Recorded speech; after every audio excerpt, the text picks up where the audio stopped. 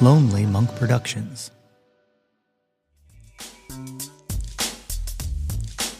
I don't know if y'all have heard Anarchy by Lasibu Grand yet, but yo, that's my Jawn! Hey, yo, displace the guilt and embrace the pleasure. You're tasting things that don't need to be measured. You ain't being What's good, friends and family, neighbors near and far? Welcome to an all-new episode of the Yo, That's My Jawn podcast. The podcast, website, brand, movement, way of life dedicated to the embrace and championing of your passions. I'm your host, Nate Runkle, a.k.a. John Renault, a.k.a. Nate 3.0, back at it again with yet another episode of the podcast.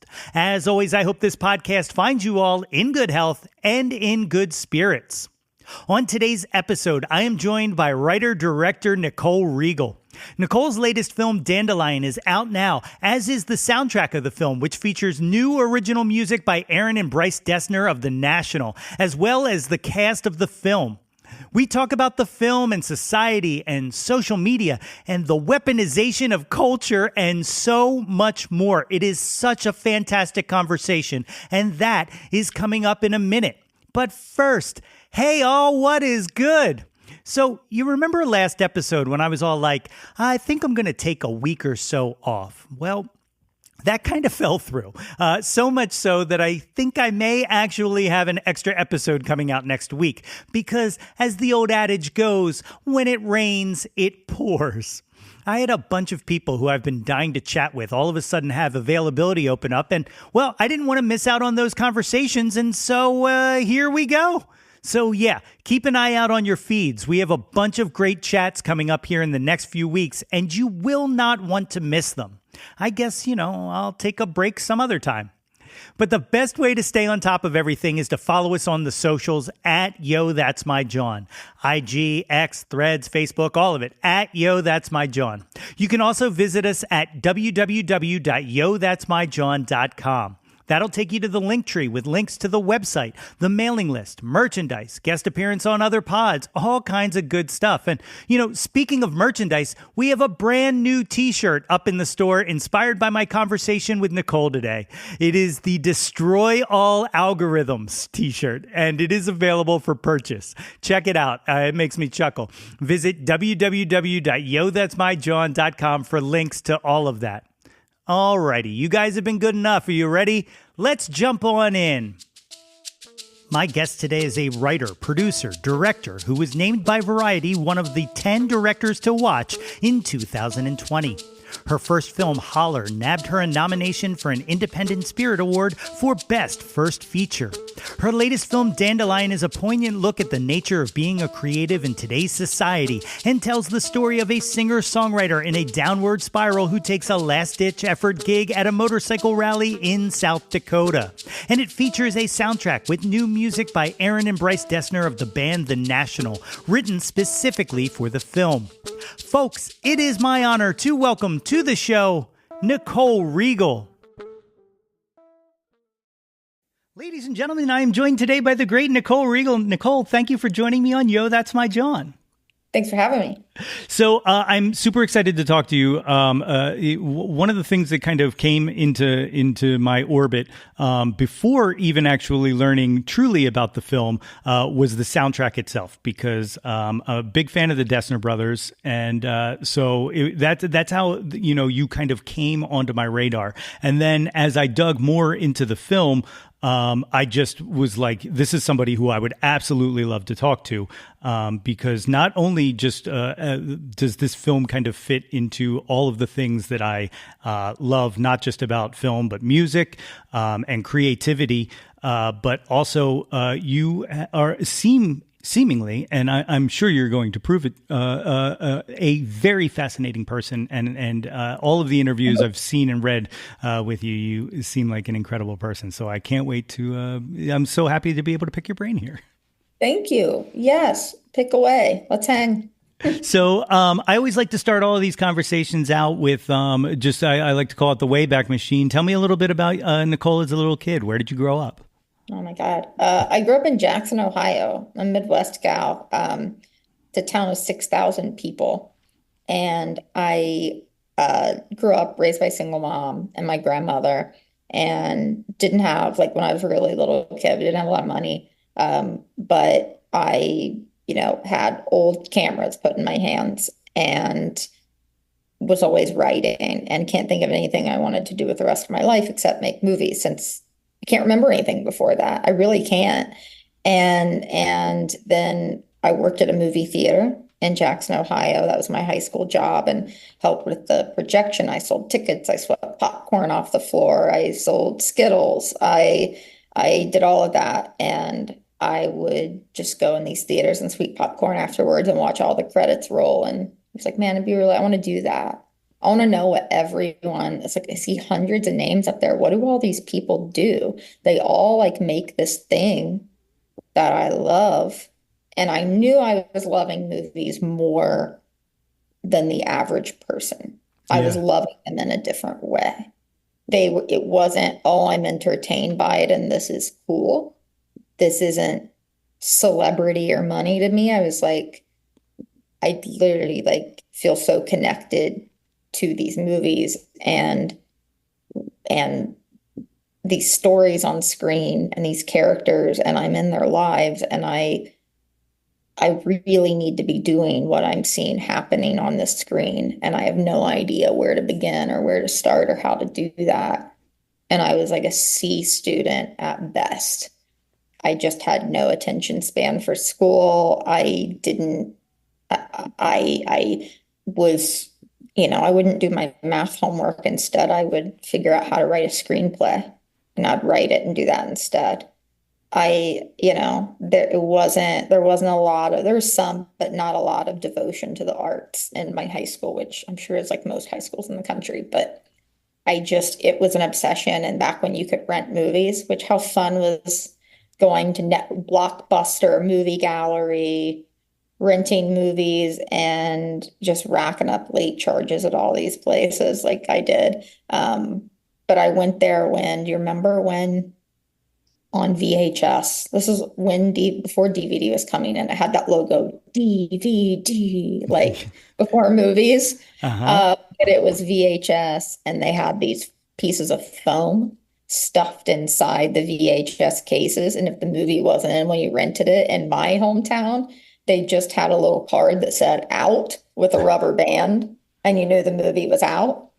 And I would call to be like, when has the person returned it yet? When are they returning it? And all the video stores knew in my hometown to call me when it was in.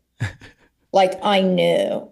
Like I mean, I didn't go to parties. I didn't have a social life. I didn't hang out with anyone. I just like used my paychecks to rent movies and buy books about movies every weekend.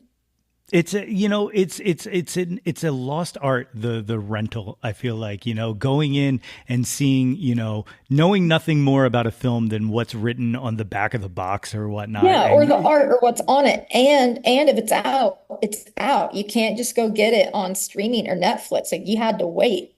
You had to wait and you had to hope the other person who wanted to rent the craft didn't show up the same time as you or, had a faster car or something. Like you had to be there. And when they called, you had to go get it because someone might be there and they might pick it up. But then when DVDs started, right, they would have 4 or 5 of them behind it. So now not just one copy, but then they had other copies.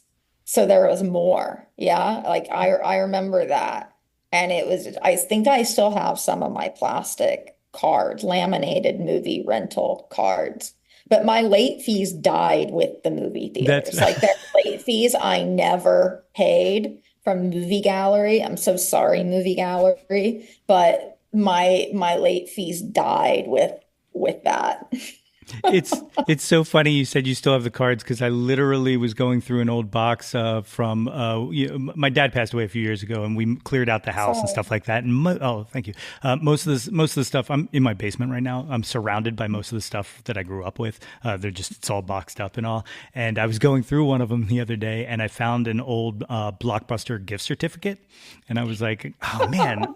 Like, I can't believe I didn't use this. Like, Isn't there one Blockbuster in the world that you can still use? There's like one. I think there is. Yeah. I think they even Yeah, I made a forget where documentary it or is. something. But Yeah. you talked about something a minute ago. You said about when you said your father passed away, and I said I'm sorry, and like just something I'm like isn't it funny how and frustrating how when you lose a loved one, all we can think of to say is I'm sorry. It's like the shittiest thing. Like on one side of the table, it's like you don't know what to say, but you feel like you have to say something, and then on the one receiving it, it's like it's maybe better to just hear nothing. It's like I know how that feels to hear I'm sorry, and it's like it would make me feel better if you said nothing. Do Like you people know? don't know how to console, and Right. it like I lost like I know it's not father, but I lost both of my dogs while making this movie.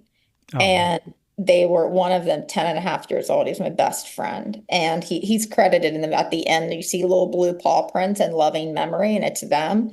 And then 2 days later, I had to go film the movie. And nobody knew what to say to me except, I'm sorry or thinking of you. And I'm like, what am I wanting people to yeah. say to me? And it's like, it's a shitty situation. Like, we have to figure out how to console people. Like, I don't know. Like, I don't know. I don't know what would console you or what works, but I know that I'm sorry just doesn't do it for me. It's weird because and I'm going to precursor this. You don't have to apologize for this one, but my mom passed away when I was in my 20s. Okay. And, but like, so that one, like, for a while, it was like people would say sorry and stuff like that. And then, like, it would affect me, like I would kind of feel something about it. But then, Mhm. like, as time goes by, it would be like, oh, no, you don't have to be sorry. Like, it was 10 years ago. You know what I mean? Like, it's Yeah. weird how, like, yes, it Yeah. still hurts and it's still there. But, like, at a certain point, you just go, oh, yeah, no, I mean, like, Yeah. I was saying it like my hat is black, or, you know Yeah. what I mean? You know, Like, there are books out there, and I read a lot about this because when I've experienced that kind of loss, the permanence of it in my life, people I would get mad if they didn't say it in the right like way or find the words. And some people do. I find it's people who know exactly how you feel and have experienced it. They know what to say, right? They know the words. And so I looked it up, and there are actual places you can go online. There's books, there's websites, like there are tips out there for how to console. Everyone needs to go look at them. We need to get better at consoling people in society and finding the words. When someone loses their beloved dog, do not ask them when they're getting another dog. oh Like my you're a God, fucking yeah, asshole. Like you're an asshole. Don't do that. Like you don't go up to someone and say, "Oh, when are you getting another sister?" Like right. no. Like just don't just say nothing or go to the generic I'm sorry, but do not ask people when they're getting another dog. Like, don't be that asshole. Right. And the other tightrope dance, but like you said, coming from a place of shared experience with it does make it, like you kind of do navigate it better. But like the how much to ask and engage in that, like, is also another hard thing to do because you don't want to blow past it and pretend like you didn't hear it, but also you don't want to make them rehash something that they're kind of going Yeah. through. It's a struggle. Yeah. I Yeah. I heard an interview with Sean Lennon once, who said that he gets angry because a lot of times people say to him, "You don't know how much your dad meant to me," and his answer is, "I fucking do. He was my father." You know what I mean? Like, Yes, totally. and it's not like those Absolutely. people are trying to be insensitive. They're trying to, kind of relate. They don't know what to say. I think, one thing that's on that tip list that works, because we're talking like what not to do. So I was like, I should throw out a what to do is listen. Like ask the person, do you if you have the time, right? If you were that person time, be like, do you, and it has to be sincere. I should say that as well. Do you want to, is there anything you want me to hear, you want to talk about? Or hey, reach out to me if you ever just want to vent. Boom. That's all you have to say. That's all Yeah. you have to say. Like you have to listen. It's not about you saying the right thing. It's about you offering the space for them to say the thing.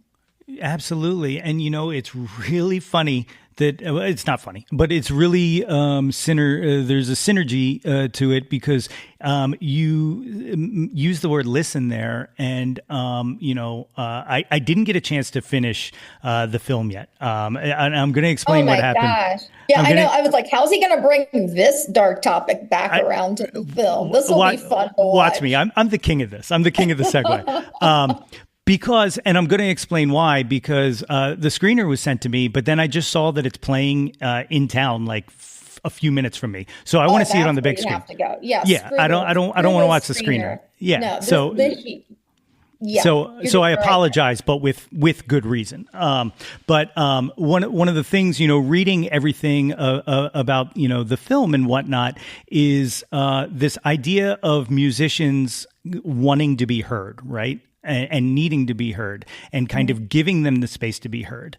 And I wrote down, listening as a tag word, not a tag word, but something I wanted to kind of breach, because I honestly think it's outside of music, it's outside of film, it's outside of creativity. I just don't think as a society we listen anymore. And I think like social media is all like, putting everything out there, but who's receiving it?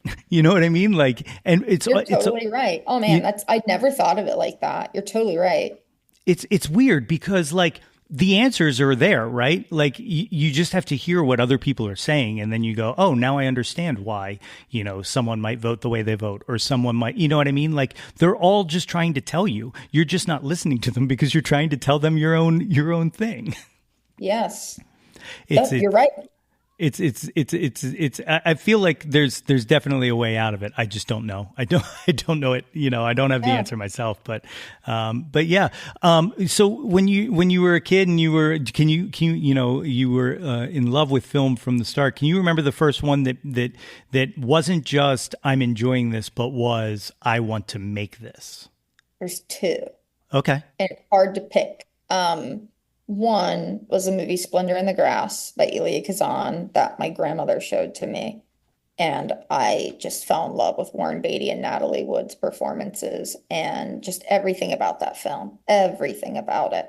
And I love the bittersweetness of it. I like beautiful melancholy. I like things that are beautifully sad. So of course I'm going to work with the Dessners.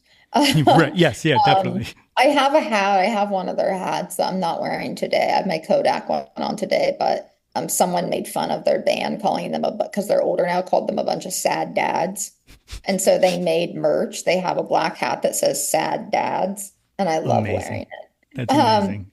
As an aside. But that one did it. And then one that's so opposite is the movie Scream, the Scream movies. It's like a fun nerd fact about me is I'm obsessed with those movies, and knowing everything about them, I could probably kick some major ass at Scream trivia.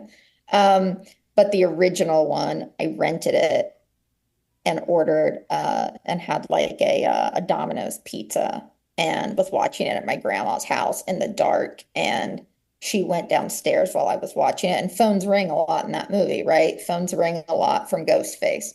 And my grandma prank called me from another room in the house while I was watching it, scared the piss out of me. And yeah, and I just remember watching the original Scream and all of them, that opening scene with Drew Barrymore in the house, but all of them. But I remember watching that and thinking, oh my God, like I want to maybe I don't make this, but I just need to be a part of this. I need to be a part of what I'm watching right now. And I remember feeling like those movies were for my I'm a solid millennial. I know that those movies border a little Gen X, but I just remember being like the self-referential, the violence, school shootings, mass shootings, like my generation, we were like at the beginning of that. And I remember those Scream movies and like, there's something here about a love of what we see on screen and how it impacts us. I am relating to this. I'm tapping into this movie as more than just a horror film or a horror franchise. I'm really tapping into what Wes Craven's making here, and I want to be a part of it. And those two. So they're very opposite. Until this day, no one would expect me to say this. I am dying to direct a Scream movie. Um, I would do it in a heartbeat. I would love it. I'd devote my life to it. No woman has ever directed a Scream movie. I would love to. I love what the directors, it was falling off for me. And I love what the directors did with this latest installment, Scream 6. I thought it was amazing. And now for so many reasons, we know that's not moving forward or happening, Right. but I don't know. Maybe they'll hit me up. I would love That's to do it. let's put that like I'm big into let's put that energy out there because like Put that energy out that would there. be incredible. Do you have No would one's you watching Dandelion and Holler and being like, Scream franchise. oh, I don't know. You never know. Like But that's the I kind of person they should hire, right? They should right. hire someone like that. Would you you know if you were tapped for that, would you want to write it as well or would you or could I wouldn't you have to write it. I yeah. wouldn't have to write it, no. But I know But what it is. Like as a fan, I know, and a director, I know what it is, and I know what I would do with it. I love how they've handed it over to the next generation and they've expanded it. I love that it's able to expand and not just stay in Woodsboro. Um, the thing I'm curious to see in the story and where it goes, because these characters are so rich and beloved, is I would like to see the daughter, Billy Loomis's daughter, and Sydney meet. Like I mhm. would like I think there needs to be a meeting there. Um, I would be interested in that. And I know why there are reasons why they didn't, and Sydney Prescott doesn't come back in the last one. But I would definitely like to see them meet. That'd be killer. That'd be, no pun Yeah. intended. Yeah. In this Scream Love, did you do the TV show too, or is I this didn't do the strictly TV show. okay? I Yeah, didn't good. do the TV show. Yeah, you didn't miss anything Yeah. there. Yeah, No, but no offense. I love what those directors did with this last one. I really do. I think I would want someone else to write it though, Yeah, because for me, there is a point when if you're directing something you're a really big fan of, I think there does need to be like some sort of separation. yeah, And there's a way that I have a very specific writing style that I don't think work. Like the way if you read how I write on the page, I don't know that it works for screen. yeah, Like I would like to have an outside like perspective. I'd like to have someone work with me on it who is like someone who works in horror constantly. Like I would like to have that person to work with on it to yeah. balance me out. That's cool. That's super cool. I really like I said, I'm putting that energy out there because that would be absolutely stellar. I'd Um, die. It would be like childhood dream come true. I would be the most unexpected choice. but those are the best, like you said, those are the best choices. You know, when you bring in like a fresh voice or something that isn't expected, you know, 9 times out of 10 find something in there that has always been there, but somebody else might not have seen. You know what I mean? Like, Yeah, there's another one I want. I have these like I want to keep doing what I'm doing, but then I have like the couple dream projects that are like super mainstream that I genuinely love and would love to do. And that's one. And the other actually is something with Marvel. I'm not a big Marvel person at all. There's just one passion that I have there, just one. And it's like I'm not gonna go be a Marvel director and do a bunch of movies there. It just happens the one thing I do love is a comic there. It's called Gwenpool. yes, of And there's course. yeah, Gwenpool. And what I love about Gwenpool is that Gwenpool hates, if you're familiar with her lore, she's like this almost millennial Gen Z Brooklyn hipster with a ton of student loan debt and loves art house films and fucking hates Marvel and comic books. She hates anything mainstream. It's like Phoebe Bridgers as a superhero. And she hates it. And I was like, it would be so amazing if you have Gwenpool and the whole thing starts with I hate Marvel movies. And it's self-referential in a way, like Scream is. And it's about this young hipster Brooklyn girl who gets sucked into the world, the Deadpool, the world and is asked, the only way she can get out of it is she has to go be Gwenpool. And she fucking hates it. And the only reason she's doing it is they say her student loan debt will be forgiven. And so that's why she does it. And she hates it. And like, there's a scene, the way I would do it is there's a scene in it, like in Barbie, where she actually goes to the Marvel headquarters and is just like, wants to tear the place down and is like, I hate this. I hate everything you stand for. I hate Marvel movies. It's the same shit over and over and over. All you do is regurgitate it because right now Marvel is hurting. Like, people are tired of it. And I'm like, then why don't you make a movie about that? And Gwenpool's the perfect, snarky, like, character to do it, like the perfect amount of entertaining cynicism of let's put a character up there who hates you and hates Marvel and has very grounded, realistic reasons for entering into this alternate meta universe where she has to defeat these bad guys and she has to save Marvel and this thing that she absolutely hates. But how do you make a movie where you find like depth and heart in it? But it's about her hatred. But what the movie's really about is like where we are now as a society with all these conglomerates, all this consolidation, all of like just money, money, money, Marvel everywhere, superheroes everywhere. Like it's about that. That's brilliant. Oh, that's absolutely brilliant. Let's put that a energy Marvel out there. movie for people who don't like Marvel movies. Yeah. I don't like them. But you would get me to see this one. I do like Deadpool, but like you would get me to see this one. And I'm like, why aren't we making a movie for people who don't like Marvel movies? And it has to be a person who doesn't like Marvel movies to make that movie. Yeah. You know, what's really interesting about that? I have this long gestating pitch that like has kind of popped up in other kind of properties and stuff like that.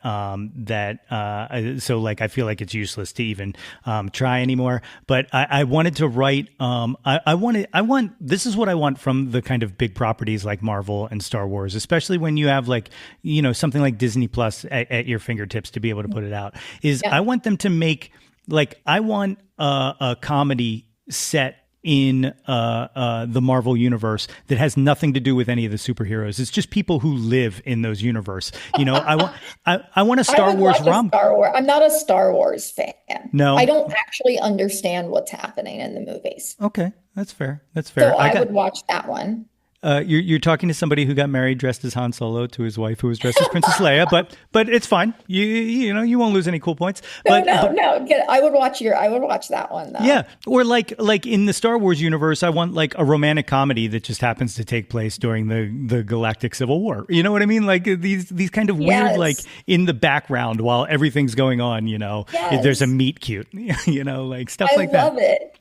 I love that. Okay, you would get me in on that. Okay, like cool.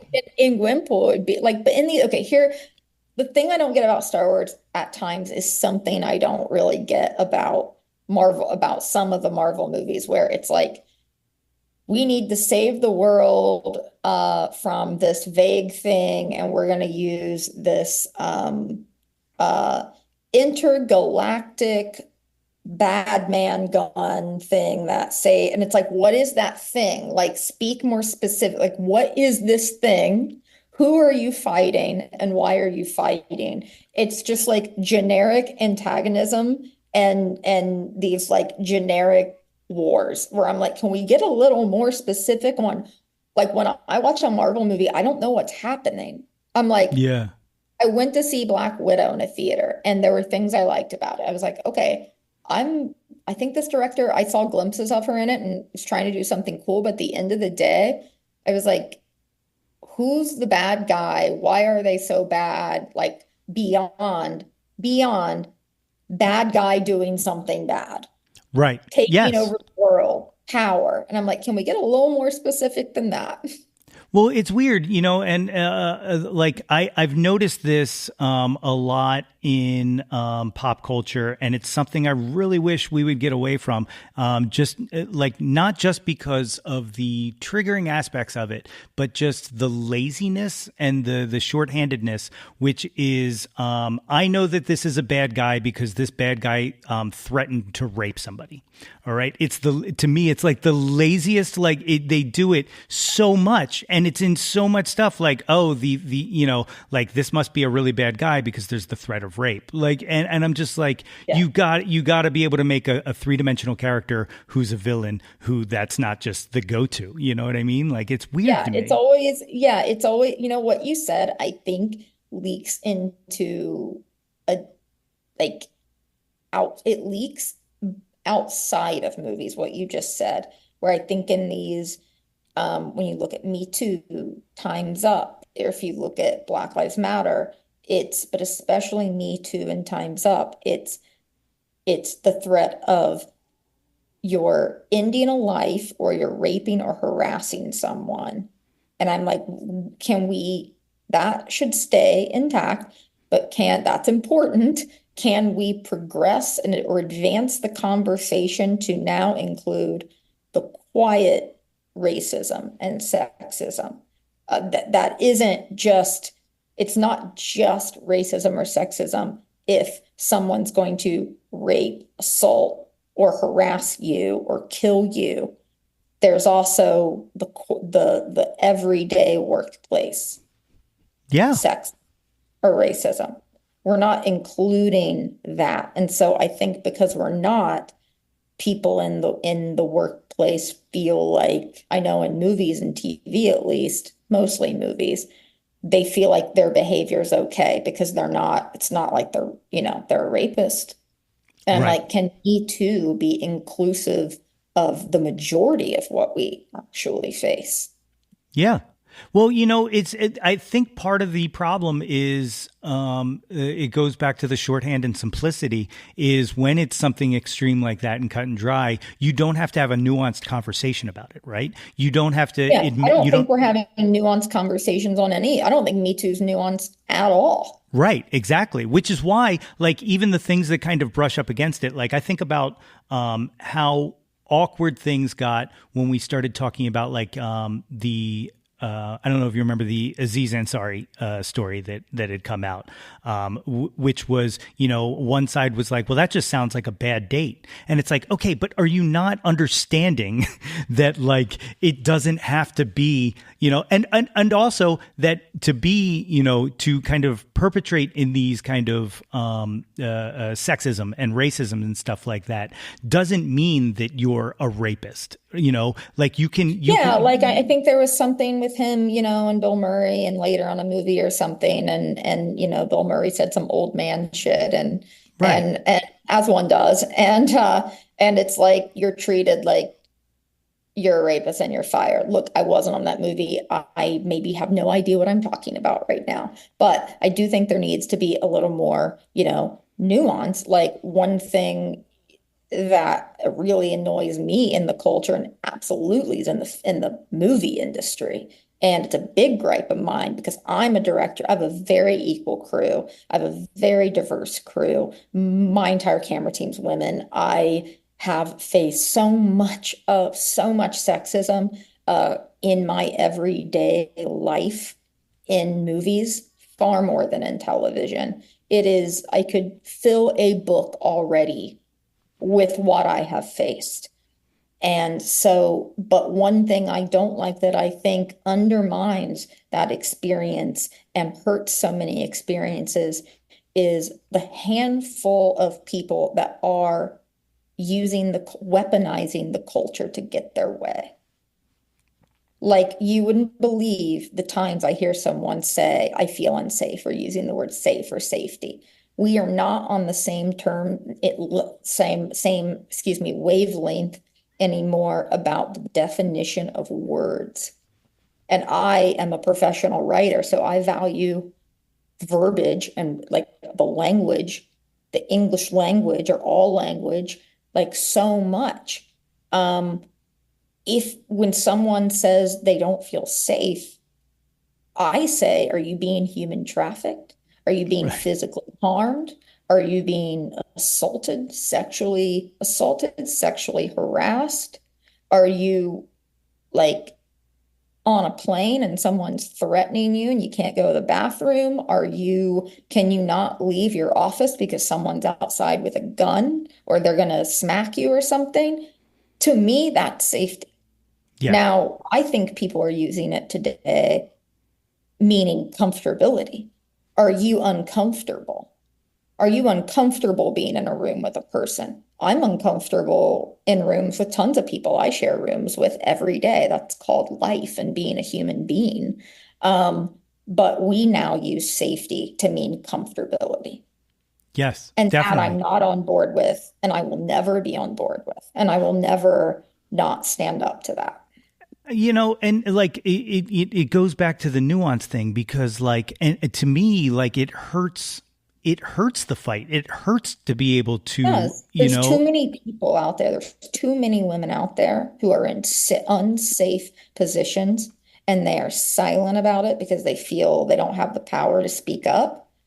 And whenever you have some wild card out there weaponizing the culture in that way, in a very vocal way, you on the fringe are hurting all these quiet people out there who actually are in unsafe. You're hurting the majority of people who are out there in unsafe positions.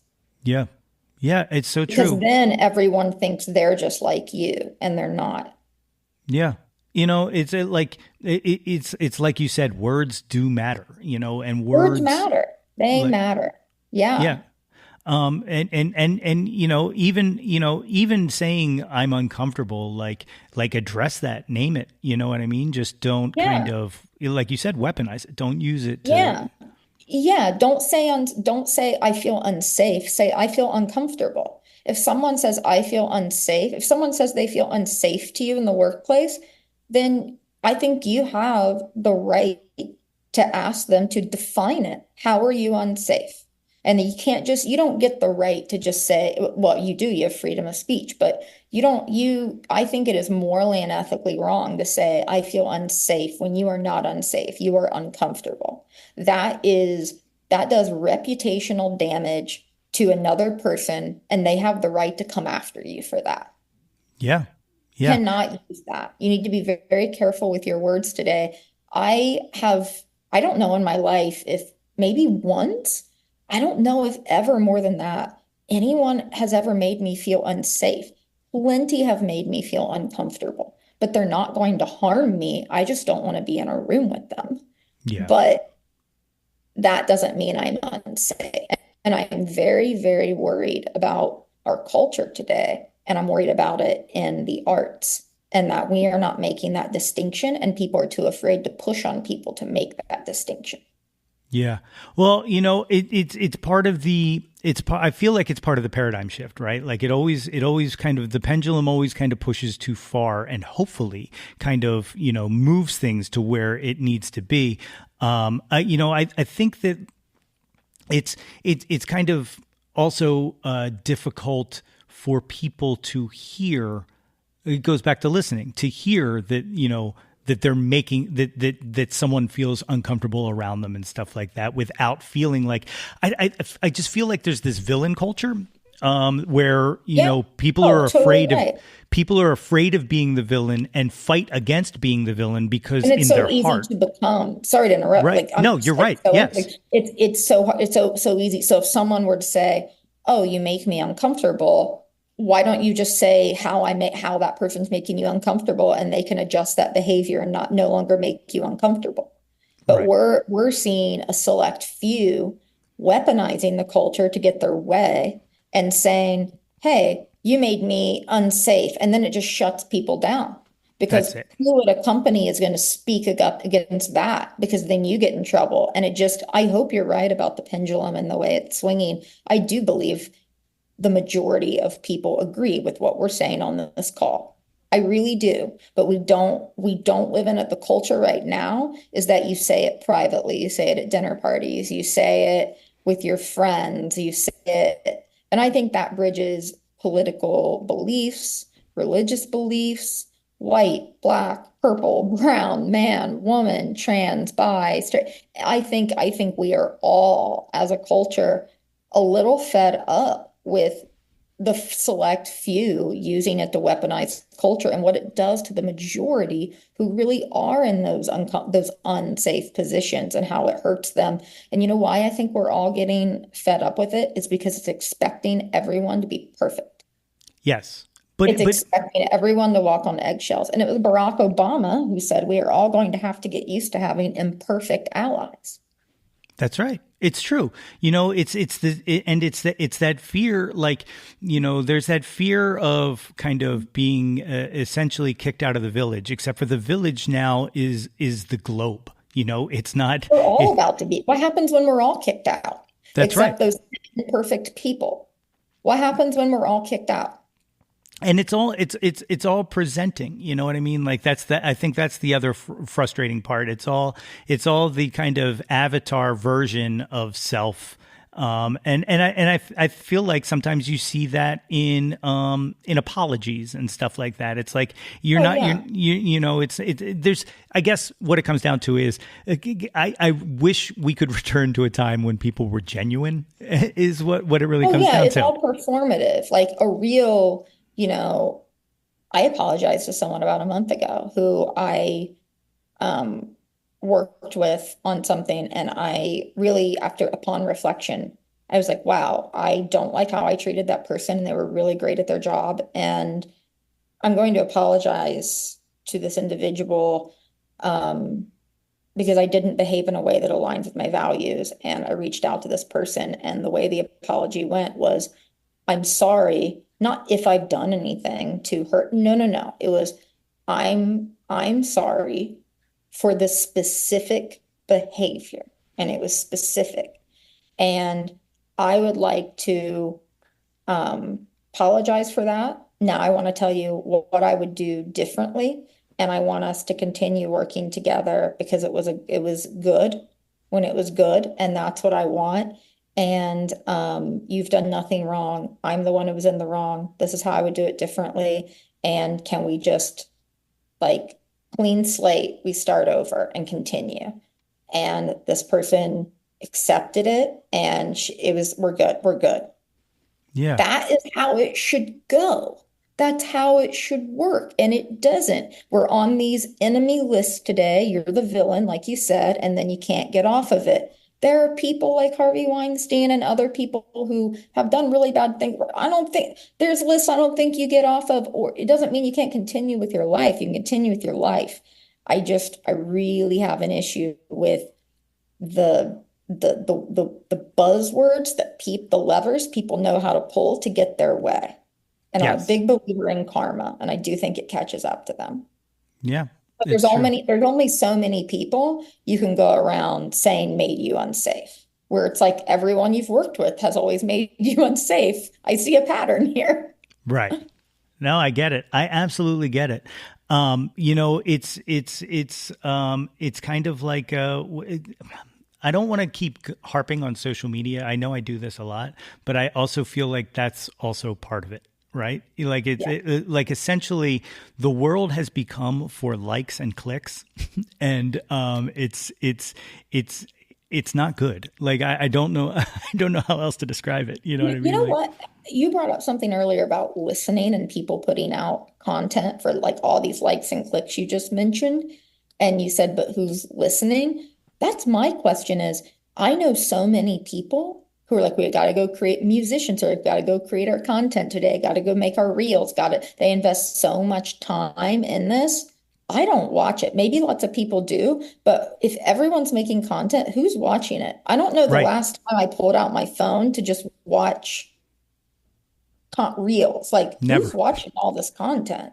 Right. People well, is anyone watching it? What's they weird? must be, right? Right. What's weird is it's the thing that you have to do, quote unquote, right? But I've had this conversation with someone, which is what's the conversion on it? Like if I'm spending all this time making content, like people tell me, oh, to get the podcast out there, you got to do all this stuff on socials, you got to make reels, you got to make shorts, you got to, all of those things. But I'm like, what that gets me is people watching that thing that I made. But what is the conversion to make them then listen to the podcast? Because I'll tell you, it doesn't happen. What happens is, I'll make something, I made a reel that had more likes and views than anything I've ever done in my life. Like it didn't even go viral. It was just more than I've ever seen in my life. Right. But it didn't bring a single person to the show. Yeah. They just liked that one little thing of content. So like, even doing it, I don't understand what the benefit is. You're right. What I mean? What's the convert? No, you're totally right. Like if you're doing it to get them to watch something, like what's the conversion rate? What is that? I don't know. Yeah. I don't know. I've never attempted that. I get it. Like you have an amazing show where you're having interesting conversations with people, and you're right. It is very much like a dinner party. But how many people are watching the thing? I mean, fortunately for me, there's like a team of people and their job is to get them to watch the thing I made. Right. I think if it was 100% my job to do that, no one would see it. And I would because I don't believe, like my brain doesn't work that way. I just can't with social media. My only social media is just devoted to movies and promoting a movie, talking about movies, and that's it. I'm not on Twitter. I'm not on TikTok. There's a Facebook page about a movie when I have it out to promote the release, and then it's taken down until there's another movie, and then I have an Instagram page that is just to promote my movies and to talk about movies I love, and literally that is its only purpose. There's nothing about my real life like on there at all. That's it, because I don't know how to interact with social media. It's something that's really unhealthy for me. And Dandelion touches on this. Like you'll see it like it's in there. Like it's unhealthy for me. I don't know how. I don't know anyone who said, "Oh my God, social media like makes me feel so good." I don't know a single person. It's just created for addiction, and we're addicted to it. And people are like, oh, that's where we live now. People are online. Like, no, you're not. You're not living there. Have you ever had a interaction like this, face to face, or even in person, face to face? It's very different than online because it forces you to listen. And when you see another person's face, there's a humanity there. And I find it interesting. I think we're getting away from even wanting to do that, right? Like people are like, oh, I'll just have long DMs or text message exchanges with you. And it's like, I don't know. Maybe I'm not the only person. I'm curious what you think. Maybe I'm not the only person who thinks this, but I would love to just see social media completely crash and burn, and we all have to figure it out. Yeah. And it's like, hey, calling you on the phone. You want to talk for 30 minutes? Like, how you doing? Hey, I'm going to drive to see you. I have phone anxiety, so please don't call me on the phone. But no, but that's a joke. But no, I completely agree. And the funny thing is when you talk to all of these people, when you talk to creatives and you talk to, musicians and filmmakers and all, nobody likes it. So why are we all doing it? Like it's a self-perpetuating thing, right? Like we don't want to do it, but it's like, well, we have to. But why? Why do we have to? Yeah, why? I think there's some actors I think they do like it. Like there's definitely. There's some. I mean, think about what they do for a living. Yeah. What they chose, what they want to do and feel so compelled to do for a living involves putting yourself out there in front of people. Now, a lot of them don't, but maybe some do. But yeah, I don't. You're right. For the most part, nobody I've talked to enjoys doing it either. Right. We It's all hate weird. it, but why are we doing it? It's weird. The kind of an all there definitely a theme going on, but like touching upon like Marvel and stuff like that, and then the both this and Holler, right, were IFC films. One of the big conversations going around is the loss of the smaller film, the Yeah. indie film and stuff like that. But there's one thing that you had said that really excited me, and that is something that I've been thinking about a lot when people say that these things don't happen anymore, which was that you wanted to take the permission out of their hands when nobody wanted you to make like a music film, and then you just kind of you just did it Yeah. yourself, right? So like Yeah. this is one of the things I don't understand, because I'm a child of the 80s and 90s, all right? So like independent film was like, I'm going to sink my life into this and maybe it Yeah. makes it, 90s. but Yeah. like the majority of them didn't, right? The majority of them didn't, but I feel like nobody wants to take risks anymore. I feel like everybody's like, how can I get so and so attached so that so and so will give me 4 to 5 million to kind of kickstart this vanity project of things, but nobody's just like, I'm going to max out these credit cards like Kevin Smith did and make Yeah. a $27,000 film, which is one of the things that I found inspiring about you is to not let that someone didn't want to help you make this, so you just started it. You just were like, Mhm. well, then it's back to the drawing board. We have to start over again. Yeah. Yeah. No, you're right. It's funny because you have a filmmaker in Pennsylvania. I forget the town she lives in, but she's a good friend of mine. I can't forget the town she lives in though. Her name's Shatara Michelle Ford, and she made this amazing film, Test Pattern. She's a Pennsylvania filmmaker and been nominated for so many awards, Spirit Award. She just finished her second film. She did max out credit cards, she and her partner, to make her first film, Test Pattern. Remarkable filmmaker. And look, I mean, it's not that I want to go make my movies for $1 million or $2 million. If someone, look, you think someone said, Nicole, we're giving you $5 million or $10 million. And I'm like, no, I don't Right. want it. It's not a choice. The choice is, this is the resources I have. Do I make it or not? And I know way too many filmmakers who wait around between films one and two, waiting for that $8 million that maybe comes 9 years later. And there's that huge gap between their films. And I don't want that. I want to go make movies. Now, does it mean I don't have that big, like, I don't know, whatever the breakout Sundance lighthearted comedy is of the year with like a Sundancey actor in it? Maybe I don't have that. I'm fine with that. I Yeah. need to build a body of work. That's what this is about. But I think the reason you said nobody takes a chance on small movies, why is everyone so more risk averse than they used to be? My 2 cents is that it comes down to money, and streaming ruined that. And people are like, what makes money? They have to, as companies keep the lights on, they have to make money. And if you all, every time you go see a movie or you click on something or whatever, you're voting for what you want to see.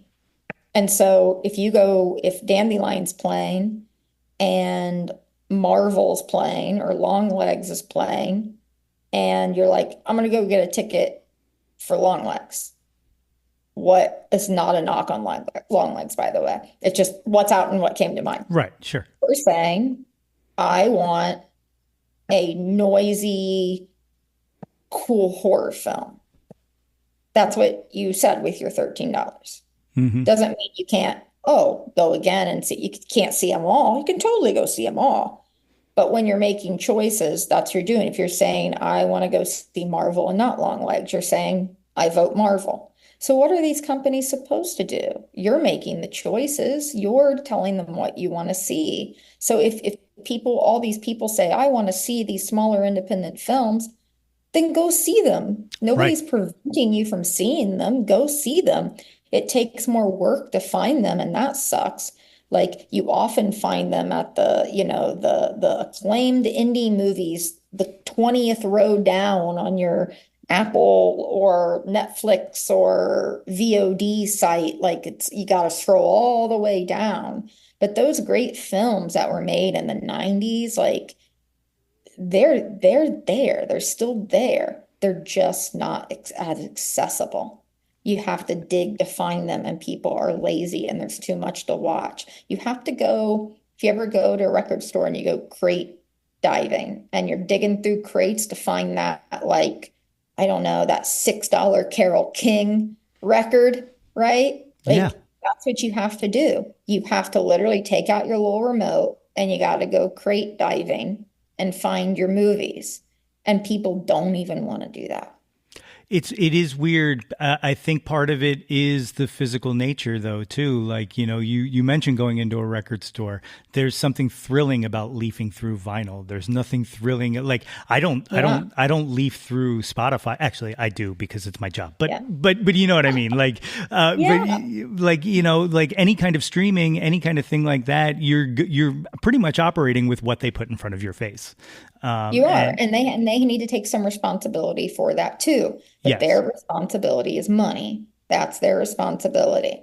And then because they put that in your fit, it's like, I think, okay, so it kind of goes back to like something someone talked to me once about McDonald's, and they're like, people love McDonald's. It's like it is probably the most trusted brand because you know what you're getting. No one's advertising a Michelin star restaurant to you. It's like we're burgers and fries. People trust us to be burgers and fries, and we fucking are. Like, if all you have in the drive half a mile, you're going to hit a McDonald's, right? Like, if you've like, they're everywhere now. Like a place that does, like, I don't know, good scratch, like wood fire pizza, if that's near you, I'd probably stop and get like a nice little like pizza on my road trip over that. I'd stop at like a pit fire pizza over a McDonald's, but it's not there. It's not everywhere. McDonald's is everywhere. Right. So that's like, there's responsibility on both sides, right? Like, who wants to make the effort? But then you're burying this shit. So you're not advertising it that much. So how can people can't go see and eat what they don't know about? That's right. It's self-perpetuating. Like it's chicken and the egg. It really is. Like, What do you think is the fix? Because I don't know. Well, first of all, I am somebody who wants to destroy all algorithms. Like, I should actually get a t-shirt made that says, so there with you. I think that's part of the problem, which is like, you mentioned karma earlier. I believe the algorithm is the technical embodiment of karma because you only get out of it what you put into it, right? So it's reacting to what you do. But it isn't truly giving you what you want. It's just giving you what you clicked on the last time, right? So like it doesn't acknowledge human. So like, do I think AI is the answer? No, but I do think that an AI that knows all about you will do better than whatever a yes no algorithm will do. I think that we're kind of, it kind of goes back to the safe and Me Too and stuff like that. I also think that there's a paradigm shift in all of this that we haven't settled yet. We're still trying to figure it out. I heard somebody talk about Netflix, a very popular comedian talk about the numbers on his stand-up special when his special was on the front page to when it fell off the front page, that it went 2-0. And this is like a known comic. And it's just because no one searches for anything because no one knows what they're specifically looking for. Oh, you're totally right. You're totally right. And we expect things to make money in 24 to 48 hours, and we're fighting for eyeballs. And so think about how long things stay in movie theaters now. How many movies I see where I'm like, oh my God, that's playing this weekend. So life happens.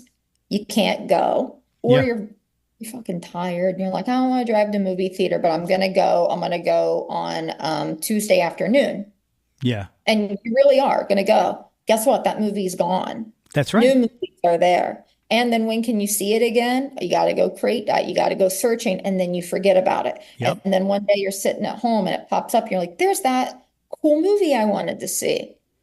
And you only have like, you only have the briefest blink of an eye to monetize whatever your song is, your album, your movie.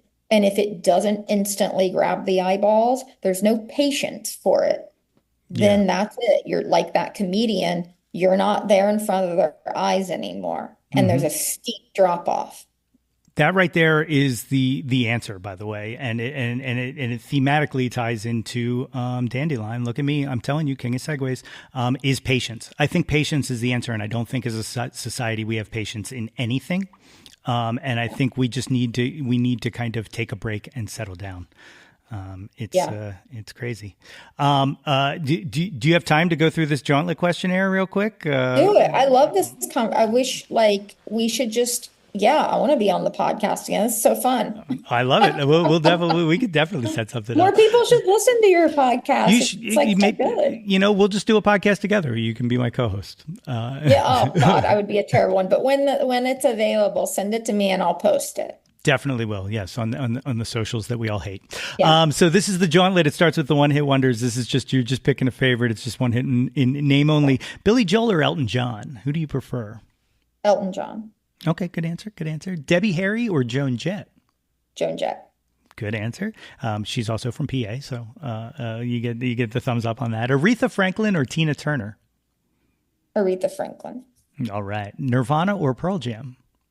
Nirvana. Janis Joplin or Stevie Nicks? Stevie Nicks. The big cliche, the Beatles or the Stones? Beatles. Okay. And the last one of the one hit wonders, Bohemian Rhapsody or Stairway to Heaven? Stairway to Heaven. Okay. I'm going to throw a one in here specifically for you. I like to do this every once in a while with a guest, which is guest specific. And there's no right or wrong answer, and you can say that you don't want to answer. Bryce or Aaron Dessner? I can't answer that. I know. Oh my God, that's so good. That's so good. I thought so. My God. You can give me another well, you know what you should have done? You should have picked two. You should have picked two Big Red Machine or national songs and had me pick between. Yes. Damn. Next time. Well, we'll do this again. Next time. If you can think of two off the top of your head, I'll do it.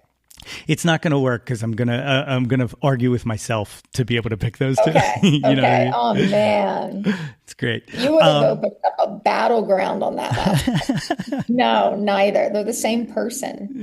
I love it. They're the same person. They just have different. They just sound different, and when they talk. The second half of this is the top 10 countdown. As we talked about before, Jawn can mean whatever you want it to mean. It doesn't have to be anything specific. But number one, what was your first Jawn? What was the first thing you were obsessed with as a kid? Movies. Yeah, I assumed that was going to be the answer there. It makes sense. Number two, what's your current Jawn? What are you into right now? I'm really into listening to this podcast called Poetry Unbound. Ooh, what's that? That sounds fascinating. It, someone recommended it to me. It takes a poem and it unpacks the poem before you hear it. Interesting. So that after you listen to it for a first time, your versus afterwards, like we hear most of them. Some people may think that ruins it for you, but it enriches it for me. Yeah, that sounds fascinating. I listen to it before I go to bed, and the most soothing voice reads the poetry to you. Wow, that's killer. I got to check that out. Yeah. Number three, what was your first live show you ever saw? Beastie Boys. Hell yeah. Good answer. I like that. Number four, what was the last live show you went to? Future Islands. Oh, good one. Also a good one. I'm also, they do the best show ever. They are so good live. They're better live. That's killer. I'm also a radio DJ on Monday nights, and Future Islands gets a lot of spins on our station. Good. That makes me happy. Happy. Number five, what was your favorite live show you ever saw? My favorite one. Sam Beam and Jessica Hoop at the Fonda in Los Angeles. I like when it. Their album was being released, and the stage had dozens of eclectic lamps on the stage with them all lit, and it was very was very cool. That's awesome. It kind of reminds me of I saw the Flaming Lips when I was in college, and they played like our Hadley Union building or whatnot, and their entire stage backing was just Christmas lights, but they were Christmas lights still in the packaging. So like it was like it was great. It was absolutely great. Number 6, who have you never seen live that you wish you could have? They can be living or dead. Liz Fair. Oh, yes. I'm a big fan. I've been trying for years to get her to come on this show. One day it'll Liz happen. Fair. Good answer. Number 7, name an unappreciated Jawn, something you wish had more attention to it. The band in my movie, Brother Elsie. Oh, good answer. Good answer. Yeah. Or the actress, Grace Kaiser in my movie. Okay, good answer. Keeping it home. I like it. Number 8 is, I'm actually going to run an audible on number 8. It's normally favorite album, but because you're a director, I got to ask, what's your favorite film? Splendor in the Grass by Elia Kazan.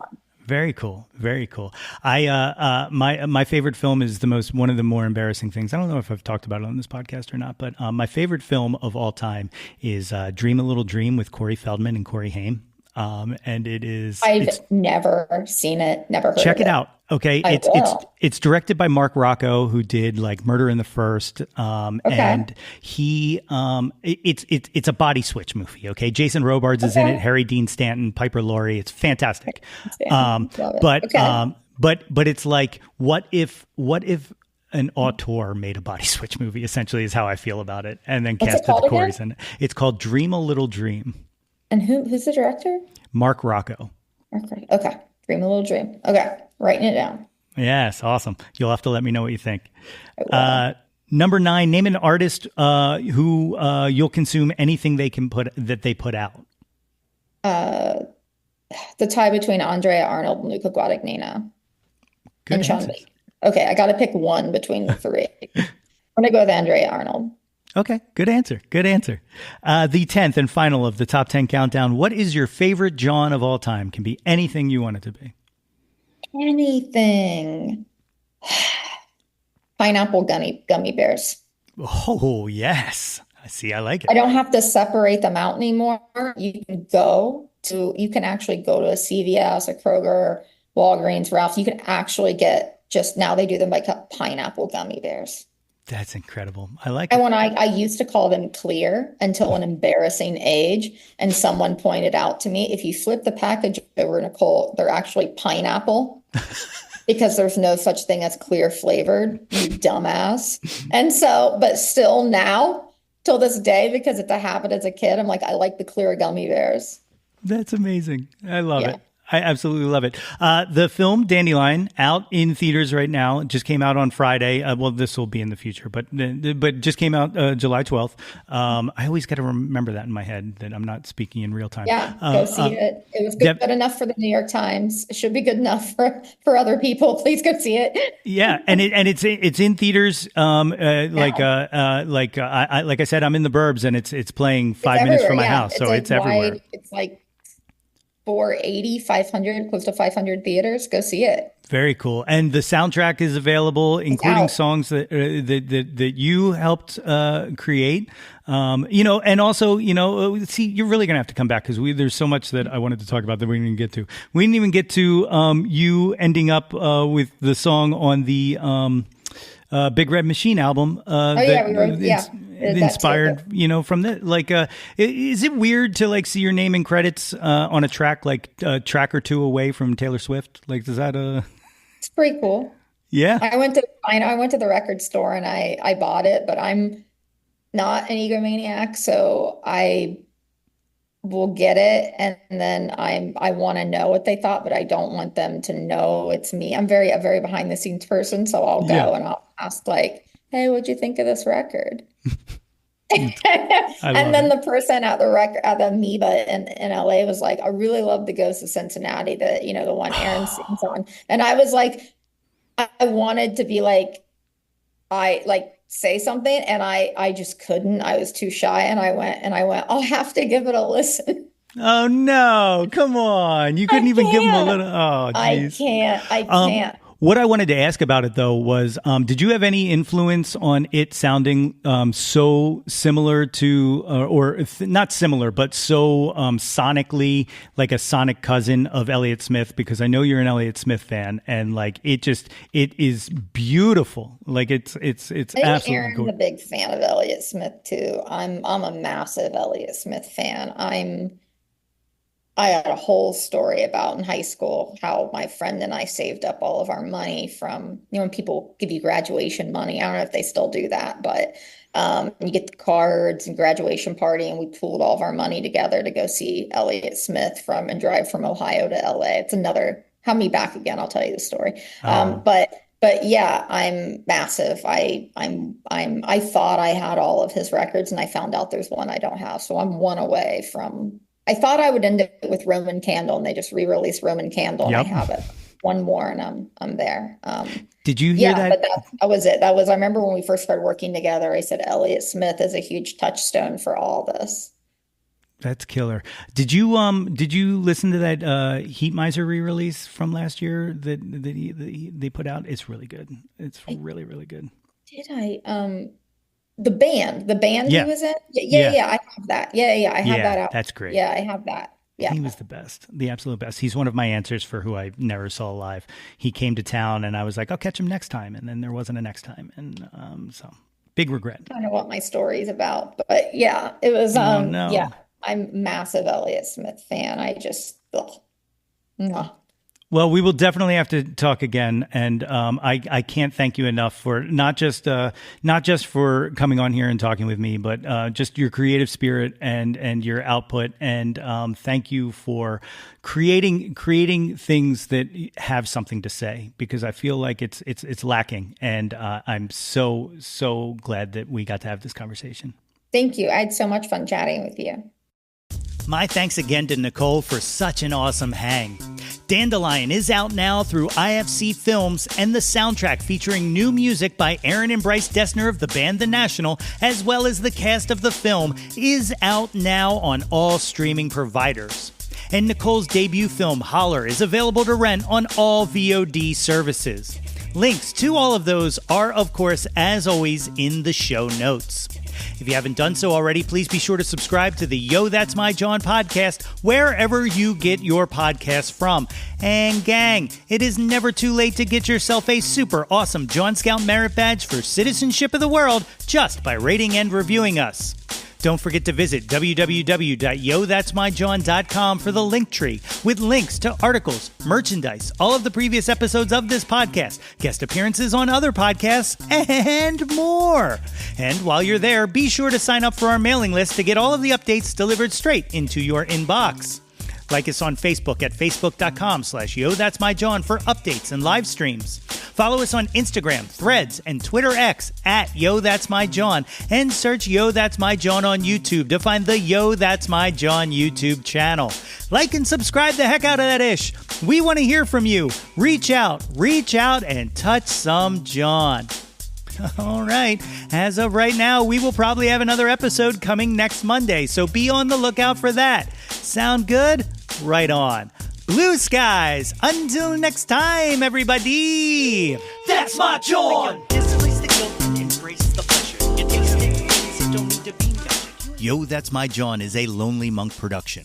Written and produced by yours truly, Nate Runkle. Theme song by me, under the moniker Nate 3.0.